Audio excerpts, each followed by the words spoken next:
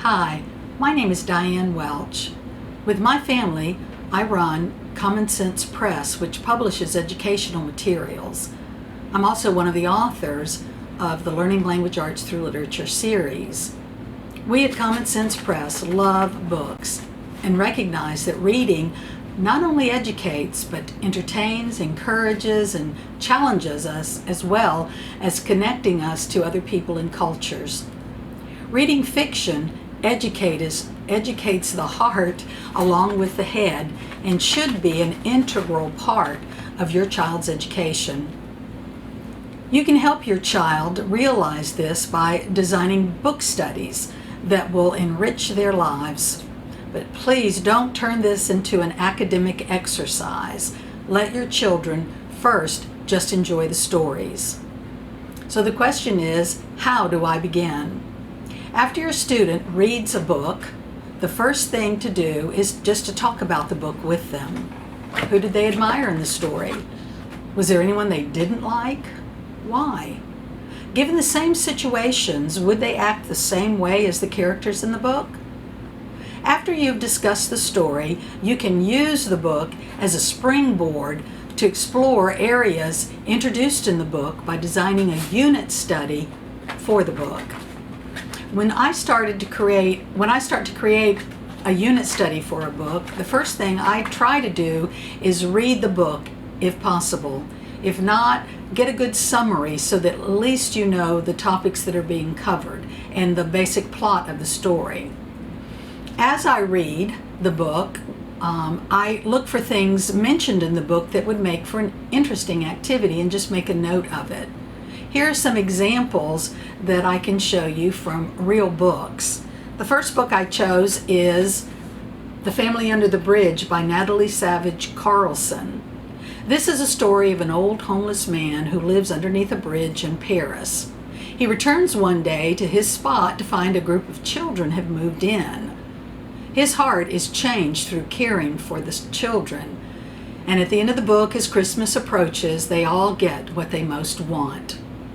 Some of the activities that I came up with were, because we're introduced to the streets of Paris, get some books from the library or research on the internet to learn more about the famous sites that are mentioned in the book. The main character, Aman, treats the children to a meal of crepes in the story. Find a recipe for crepes and make some to enjoy together.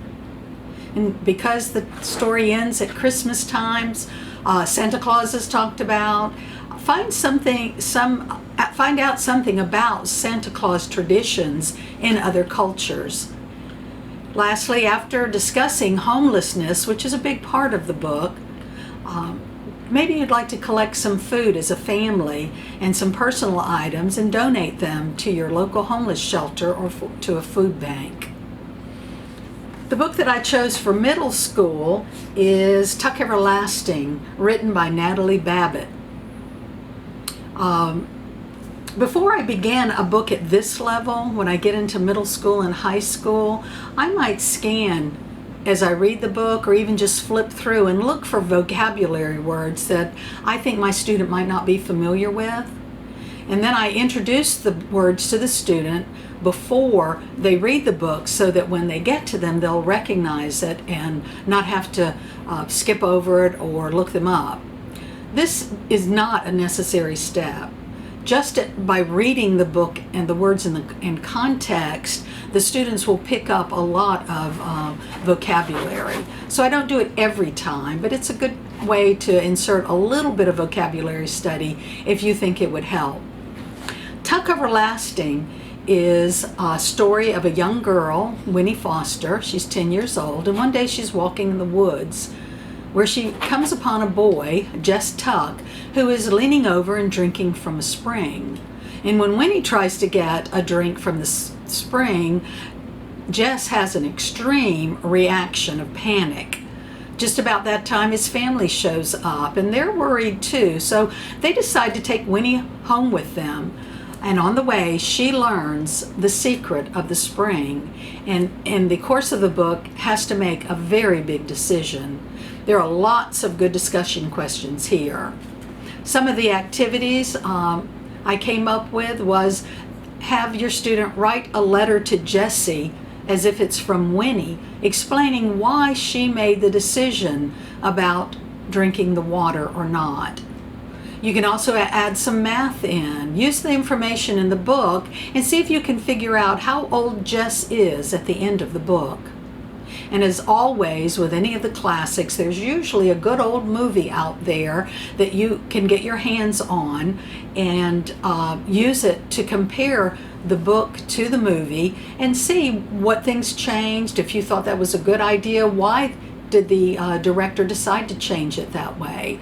Lots of discussions can be had around the table after you've watched the movie. And finally, for the high school level, you're going to find that your book studies probably get a little bit longer, a little bit more in depth, and you add a lot more writing opportunities to them. I chose the book To Kill a Mockingbird by Harper Lee. Set in the 1930s, lawyer Atticus Finch, a widower, is raising his two children, Jem and his sister Scout, in the sleepy town of Macomb, Alabama. While the book explores the darkness of prejudice and racism, To Kill a Mockingbird is mainly a coming-of-age story that chronicles how Scout matures through personal trauma. While this book is listed on most book lists as a middle school book, because of the subject matter, I'm more comfortable recommending it for high school students. A few of the activities you can explore. To Kill a Mockingbird is set in the time of the Depression. You can have your student research the Depression, why it took place, how people had to live, what they suffered through, and if possible, have them take the opportunity to interview an elderly person who lived during the Depression. Secondly, most court trials are open to the public, so see if you can find out where you can go and observe an ongoing trial. How does it compare to the trial that you read about in To Kill a Mockingbird? Another activity that you might find interesting is that there are some strong offensive words used in the book. Have your student consider this old saying, "Sticks and stones may break my bones, but words will never hurt me." Do they agree with that? Have them write a 5-paragraph essay that supports their opinion. Finally, as before, you can review a copy of the film version from your local library or get it from a rental company, and have your student write an essay comparing the movie to the book. Well, if all this seems overwhelming to you, remember that the best way to learn something is to have a good model. You will find dozens of free book studies on our website at Common Sense Press. Just select free bonus book studies from the drop-down menu under Resources, and before you know it, you'll be designing your own book studies. Well, after you're comfortable with this, you may find that you want to expand your book study to cover language arts skills as well. Using a technique known as dictation, choose a passage from the book and ask your student to write it as you read it aloud. As the student proofreads their copy, they will have to pay attention to a lot of details such as spelling, grammar, sentence structure, and more. Use the errors that they make as an opportunity to teach. Finally, give the student ideas for writing, such as rewriting the passage in a different tense, or after putting the paragraph away, writing it in their own words. On our website, you can find sample lessons from all the Learning Language Arts Through Literature books, which illustrate this approach. Or just give us a call if you have any questions.